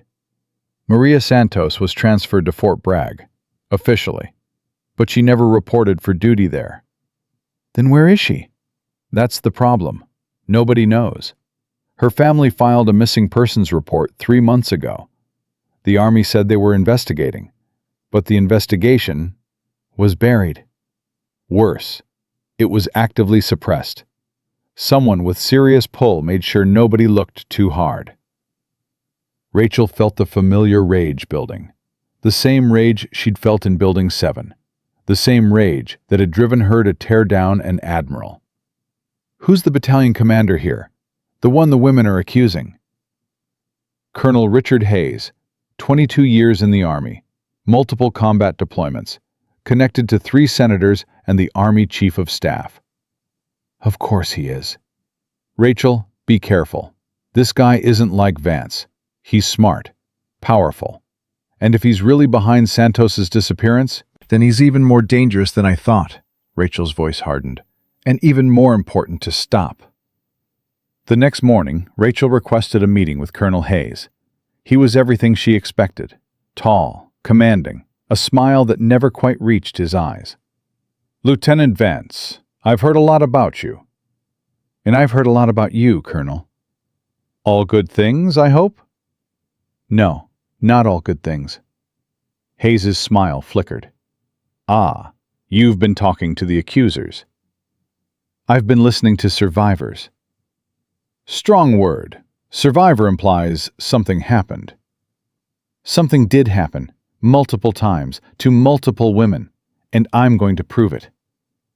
Hayes leaned back in his chair, studied her like a predator assessing prey. You know, I read about your case. Very impressive, taking down an admiral, creating a whole new investigation unit. He shook his head. But this isn't the Navy, Lieutenant. This is the Army. We do things differently here. Sexual assault is sexual assault. It doesn't matter what uniform the predator wears. Alleged assault. And allegations are easy to make, especially for women who want attention, or revenge, or a way out of deployments they can't handle. Rachel felt her control slipping. Is that what happened to Maria Santos? She wanted attention? Something shifted in Hayes's eyes, just for a second, but Rachel caught it. Fear. I don't know anyone by that name. She was in your battalion for 6 months, until she tried to report you. I meet hundreds of soldiers. I can't remember every... She's missing, Colonel. Her family hasn't heard from her in 8 months, and the investigation into her disappearance was buried. I have no idea what you're talking about. Then you won't mind if I look into it. Hayes stood. The friendly mask was gone now. In its place, something cold, something dangerous. Lieutenant, I've been very patient with you. Professional courtesy and all that. But I think you should understand something. He moved closer, close enough that she could smell his cologne. This is my base, my soldiers, my rules. You want to investigate allegations? Fine. Go through proper channels. File your reports. Do your bureaucratic dance. He smiled. But if you try to go around the system, if you try to make trouble, you'll discover that I'm not as easy to bring down as some Navy admiral. Rachel didn't back away. Colonel, I've faced down enemies a lot scarier than you. Men with guns, men with knives, men who wanted to kill me. She stepped closer still. You're just a bully in a uniform, and bullies always fall when someone stands up to them. Is that a threat? It's a promise. She turned and walked out. Behind her, Hayes watched her go with eyes full of calculation. And something else. Murder. That night, Rachel found a dead rat nailed to her door. No note, no explanation. Just a message. She was being watched. She was being warned, but she'd come too far to stop now. She called Diana Reeves. "I need you to gather the other women, everyone who's willing to talk. We meet tomorrow night." "Where?" "Somewhere off base, somewhere they can't monitor." "And then what?" "Then we take him down. Together." Rachel looked at the dead rat one more time. Then she pulled it off her door, threw it in the trash, and started planning her next move. The war had just escalated, and she was ready. The meeting happened at midnight. 15 women crowded into a small church basement 3 miles off base. Diana Reeves had gathered them all: sergeants, specialists, privates, officers. Women who'd been silenced for years. Women who'd watched their careers stall while their attacker climbed higher. Rachel stood before them, feeling the weight of their fear, their hope, their desperate need for someone to believe them. "Thank you for coming. I know this took courage." "Courage?" A specialist named Torres laughed bitterly. "This is suicide. Hayes has eyes everywhere." "Hayes is a predator who's been protected for too long." Rachel pulled out a folder. "I've been investigating him for 2 weeks. Here's what I know. 17 women assaulted over 8 years. All complaints buried. All accusers transferred, demoted, or forced out." 18, someone said quietly. Rachel looked up. A young private in the back row. Couldn't have been more than 20. "I'm 18. It happened last month. I haven't told anyone." Rachel walked to her, knelt down. "What's your name?" "Jessica. Jessica Morales." "Jessica, I'm sorry for what happened to you, but I promise he's not going to hurt anyone else." "How can you promise that? He's a colonel. He has connections. He has connections. I have evidence." Rachel returned to the front. "And I have something else. Maria Santos." The room went still. "You found her?" Diana's voice was barely a whisper. "Not yet, but I know what happened to her. She didn't disappear. She was silenced. Transferred to a psychiatric facility under a false diagnosis, labeled as delusional, paranoid, unfit for duty." Gasps rippled through the group. "She's been locked away for 8 months because she tried to tell the truth. And the same people who put her there are the same people protecting Hayes." Torres stood. "How do we fight that? How do we fight an entire system?" "The same way I did before. Together. With evidence. With testimony. With the truth." "And if they destroy us like they destroyed her?" Rachel looked at each woman in turn. "These survivors. These warriors. These sisters. Then we go down fighting. But I'd rather die on my feet than live on my knees." The silence stretched. Then Diana Reeves stood. "I'm in." Torres followed. "Me too." One by one, every woman in that room rose. 15 voices, 15 promises, 15 soldiers ready for war. Rachel felt tears threaten. Push them down.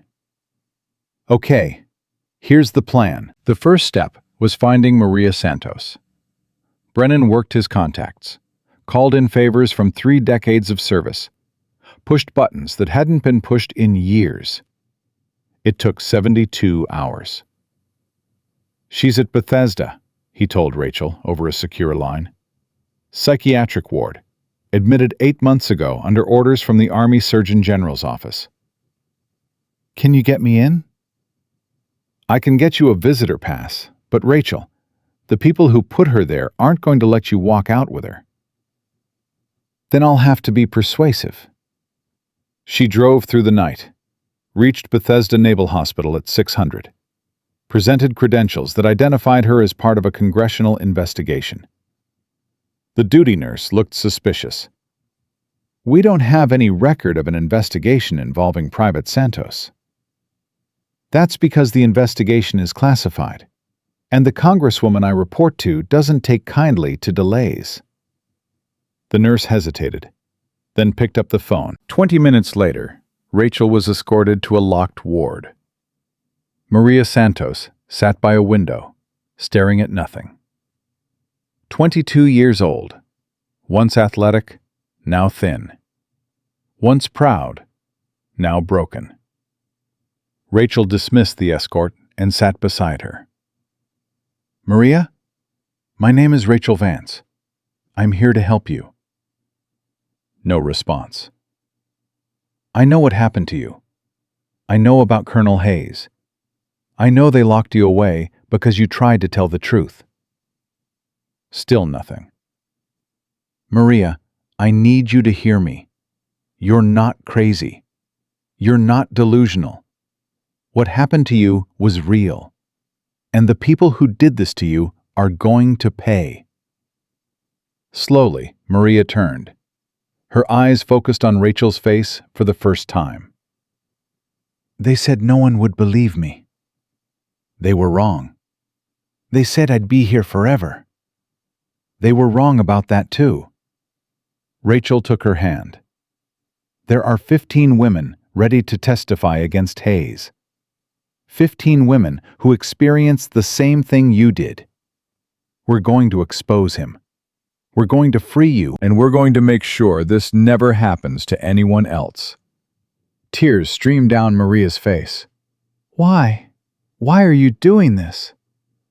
"Because I know what it feels like to be silenced, to be told you're lying, to watch your attacker walk free while your life burns." Rachel squeezed her hand. "And because someone has to fight, it might as well be me." Maria's grip tightened. "What do you need from me?" "Your testimony, your truth, your strength."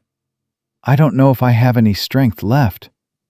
"You survived 8 months in this place. You kept your sanity when they tried to break you. You're still here." Rachel leaned closer. "That's strength, Maria. That's the kind of strength that wins wars." Maria was quiet for a long moment. Then she nodded. "Tell me what to do."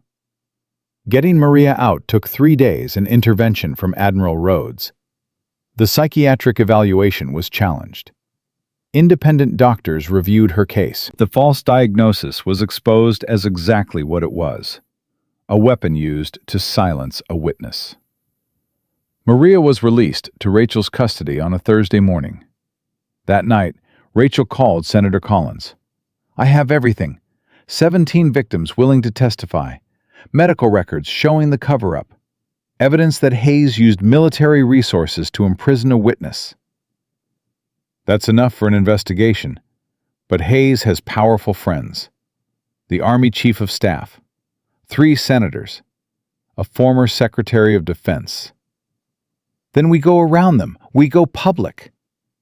Rachel, the last time you went public, they nearly destroyed you. They failed, and this time we have even more evidence, even more witnesses, even more proof. Collins was silent. Rachel could hear her thinking. "All right, I'll convene emergency hearings, but Rachel, be prepared for the fight of your life." "Senator, this is my life. I've been fighting since the day I was born." The hearings began 2 weeks later. This time Rachel wasn't alone at the witness table. Diana Reeves sat beside her, and Torres, and Jessica Morales, and Maria Santos, and 12 other women who'd found the courage to speak. 17 survivors facing a room full of cameras and senators, and the weight of an institution that had failed them. Colonel Hayes sat in the gallery, surrounded by lawyers and supporters. His face was calm, confident, the face of a man who believed he was untouchable. Rachel intended to prove him wrong. Senator Collins opened the proceedings. "We are here to examine allegations of sexual assault, cover-up, and unlawful imprisonment at Fort Hood, Texas. Lieutenant Vance, please begin your testimony. Rachel leaned toward the microphone. 2 years ago, I testified before this committee about what happened at Joint Base Ironwood. I told you about a system that protected predators and punished victims. I told you about women whose lives were destroyed because they dared to tell the truth. She paused. Let the silence build. I thought things would change. I thought the reforms we implemented would make a difference. I was wrong. Murmurs from the gallery. What I discovered at Fort Hood proves that the rot goes deeper than one base, deeper than one command. It's embedded in the culture itself. A culture that values loyalty over justice, careers over conscience, silence over truth. She gestured to the women beside her. These 17 women represent 8 years of abuse by one man, Colonel Richard Hayes, a decorated officer, a respected commander, a serial predator who used his position to assault, intimidate, and destroy anyone who threatened to expose him. Objection! Hayes's lawyer was on his feet. These are unproven allegations. Counselor, this is a congressional hearing, not a courtroom, Collins said coldly. Sit down. He sat.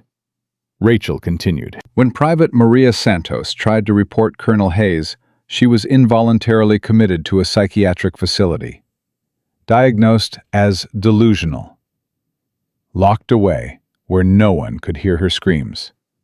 She held up a document. This is the medical report that justified her commitment. It was signed by a doctor who received a promotion from Colonel Hayes 3 months later. It was approved by a general who served with Hayes in Iraq. It was buried by a system that cared more about protecting a predator than saving a victim. The room was silent.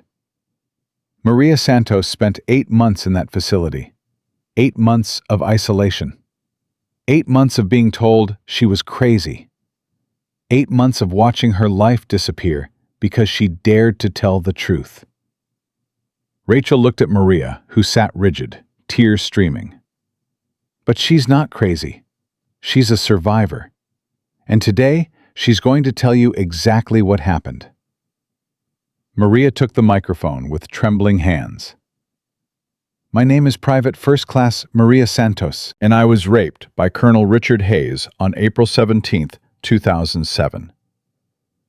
The story poured out of her, every detail, every moment, every humiliation. When she finished, Diana Reeves spoke, then Torres, then Jessica, then 12 more women, each adding their voice to a chorus of truth that could no longer be denied. By the end of the day, Colonel Hayes's confidence had shattered. His lawyers demanded recesses, challenged evidence, attacked credibility. None of it worked. The women were unshakable, their stories consistent, their courage undeniable.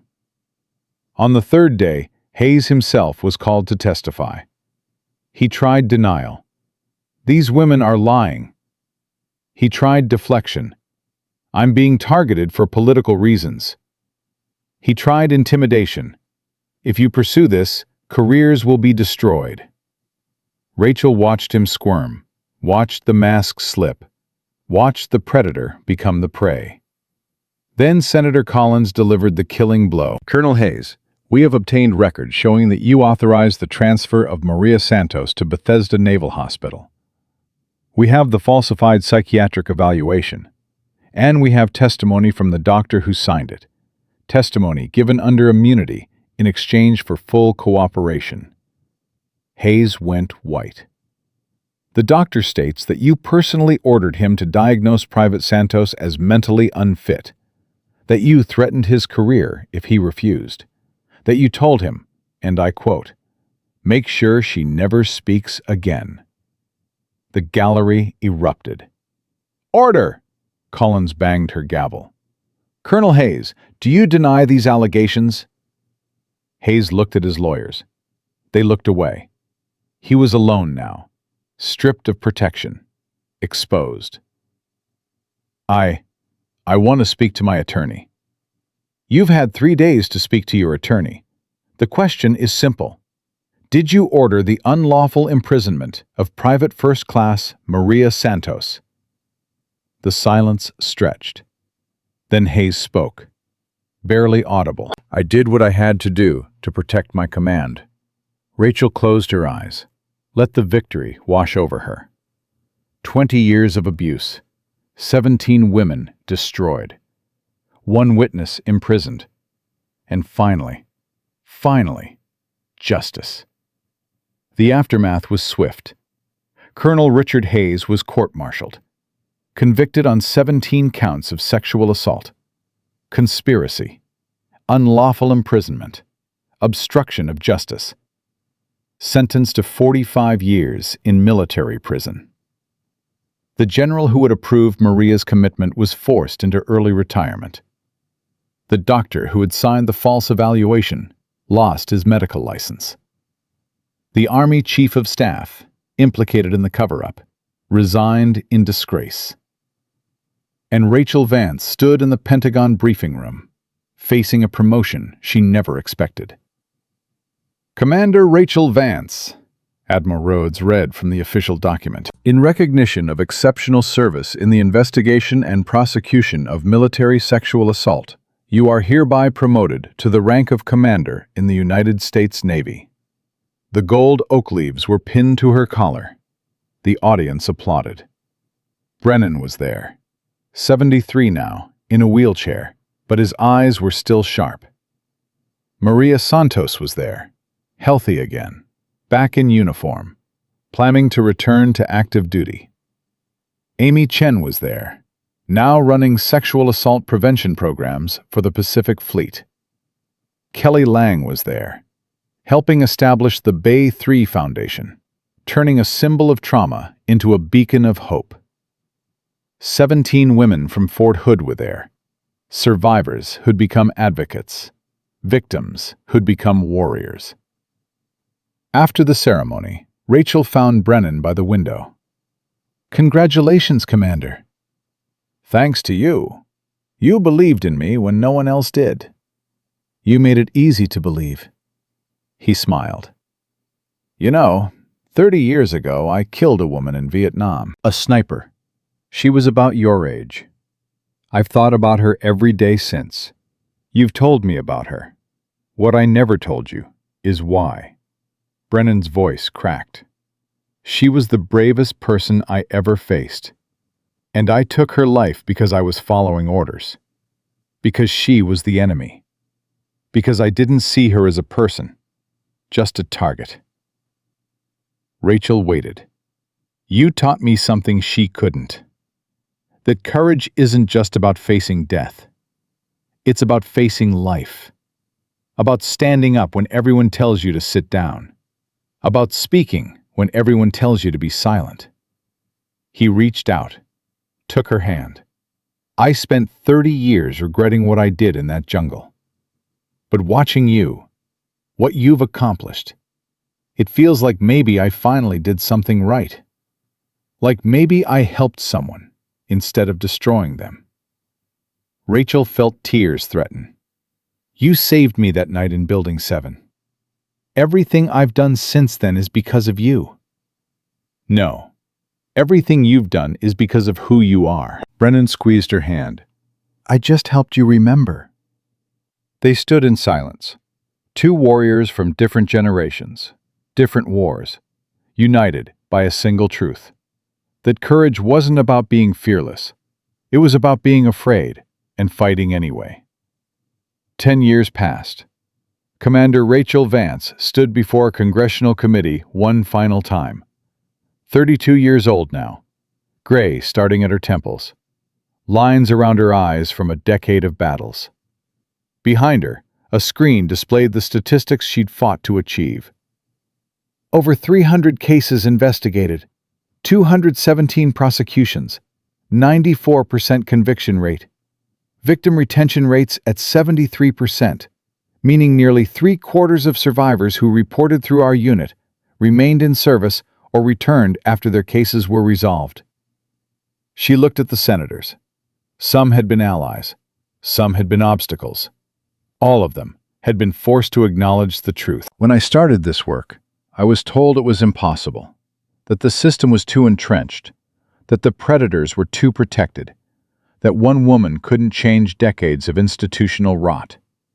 She smiled. I wasn't one woman. I was hundreds, thousands. Every survivor who found the courage to speak, every advocate who fought beside us, every leader who chose reform over protection.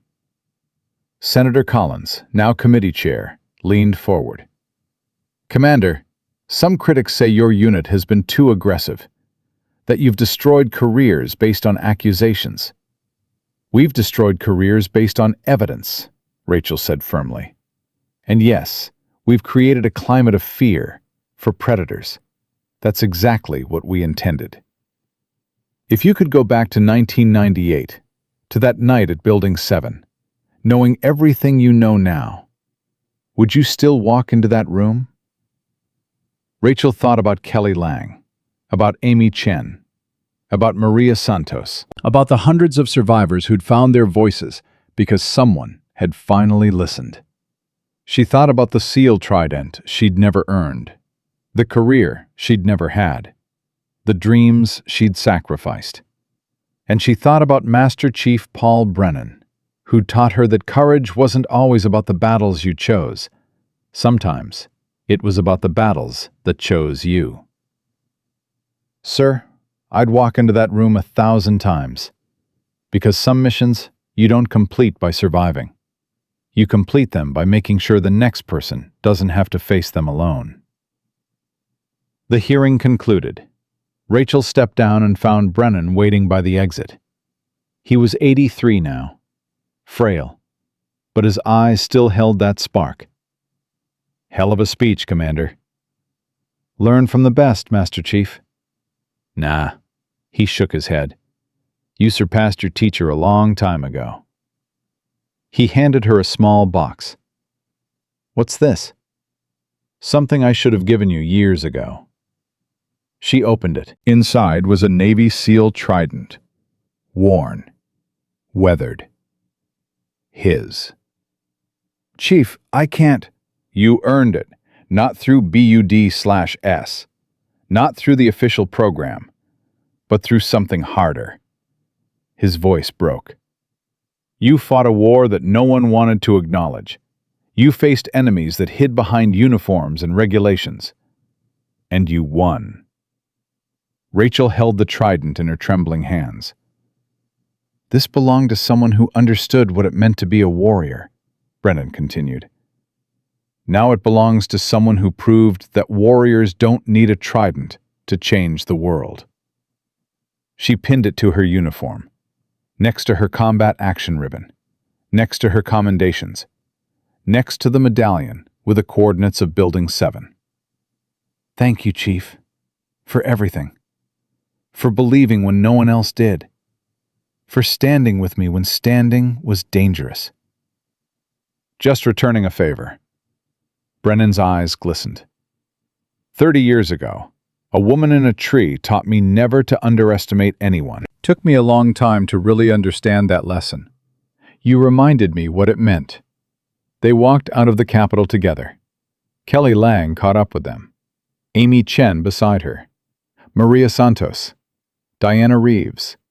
All the women who'd become sisters in a war that never made headlines. Commander, Kelly said, we're starting a nationwide nonprofit. Support groups for military sexual trauma survivors. We want to call it the Bay 3 Foundation. Rachel looked at these women. Survivors. Warriors. Sisters. I think that's exactly what that room should become. A reminder that even the darkest places can be reclaimed. That even the worst damage can be healed. That silence, no matter how powerful, eventually breaks against the truth. They walked together down the Capitol steps. Warriors who'd fought battles no one saw. Who'd won victories that would never make headlines. Who'd changed a system that had seemed unchangeable. Rachel looked up at the sky. Clear, blue, full of possibility. She touched the trident on her chest. Her father's voice echoed in her memory. You'll face things that seem impossible, Rachel. Enemies that seem unbeatable. Darkness that seems endless. But remember this: the only way evil wins is when good people stay silent. She wasn't silent anymore. None of them were. And because of that, because of their courage, their sacrifice, their refusal to surrender, the military would never be the same. The weapon had changed. The mission hadn't. And Lieutenant Commander Rachel Vance, the woman who'd bitten a guard and broken free, had proven something the world needed to remember. That some battles weren't won with bullets. They were won with truth. And truth, no matter how long it was buried, always found its way to the light. Always.